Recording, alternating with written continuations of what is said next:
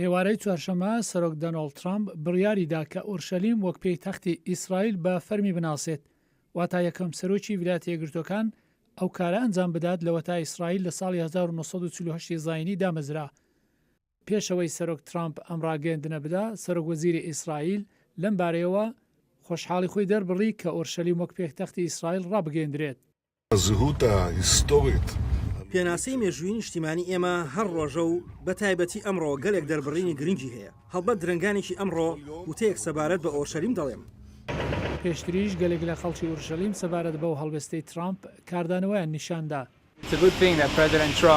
شتێکی باشە کە سەرۆک ترامپ پشتیوان لەو ئیدعانە دەکات کە ئورشەلیم پایتەختە و پشتڕاستکردنەوەی هاوپەیمانێتیە و پەسەندی دەکات کە خوازیار یارمەتیدانە بە ئیسرایل. بەڵام دانیشتوویەکی تری شاری ئورشەلیم لەم بارەوە نیگەرانی خۆی دەربڕی. سەختە بزانین لە داهاتوودا چی ڕوودەدات. ئورشەلیمێکی یەکگرتوو شتێکی باشە، بەڵام وا باشترە ئیمان لایەنەکەی دیکەش بۆ بەرچاو بگرین. جا چی دەبێت؟ هەروەها بە جۆرەی ئاژانسی ئاسۆشیێتد پرێس ئەو کەسانەی لە بەغدا قسەیان لەگەڵ کرا بڕیارەکان بە بیرۆکەیەکی باش نەزانی.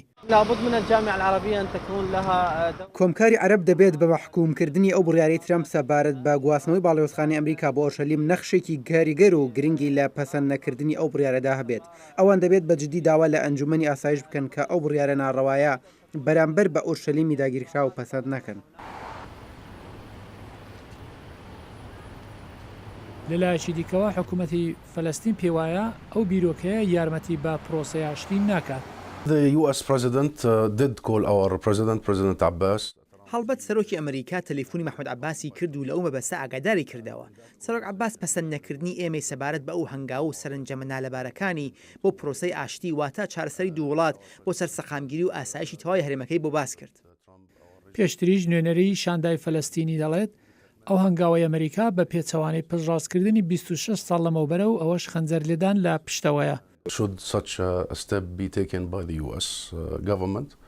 ئەگەر حکوومەتی ئەمریکا ئەو هەنگاوە هەڵبگرێت ئەوە پاشگەزبوونەوەیە لە بەڵێنیەکی بەنووسراوە بۆ ماوەی 26 ساڵی ڕابردوو. ئێمە نامەیەکمان لەلایە وەزیر دەرەوەی کاتی خۆی جیمز بیکر نووسیوێتی و دەڵێت ئەمریکا داگیرکردنی ئورشەلیم لایەن ئیسرایلەوە بە فەرمی ناناسێت و سنوورەکان بە فەرمی ناناسێت کە ئیسرایل کێشاونی. گۆڕانی دۆخی ئورشەلیم لایەن ئەمریکا و پاشگەزبوونەوەیە لە بەڵێنی و خەنجەرلێدان لە ڕەوتی ئاشتی. زوویەکی چوارشەممەش وەزیری دەرەوەی بریتانیا نیگەرانی خۆی سەبارەت بەم بابەتە دەربڕی و دەڵێت بەریتانیا هیچ پلانی نییە کە جێگۆڕکە بە باڵوێزخانی بریتانیا لە ئیسرایل بکات. پێم وایە ئورشەلیم بێگومان دەبێت بەشێک لە ڕێککەوتنی نێوان ئیسرایل و فەڵەستینیەکان بێت و توێژێک بۆ سازان کە ئێمە دەمانەوێت بیبینین و هیچ پلانمان نییە کە باڵیۆزخانەی خۆمان بجۆزینەوە. ئورشەلیم شوێنێکی پیرۆز بۆ مەسیحی جوولەکە و مسلمانانە و بەشێکی جێگای دەمەتەقە لەو توێژەکانی ئیسرایل و فەلەستینیەکانە. گواستنەوەی باڵۆزخانەی ئەمریکا لە تێل ئاڤیڤ بۆ ئورشەلیم ڕەوتێکی چەندین ساڵە دەخایەنێت.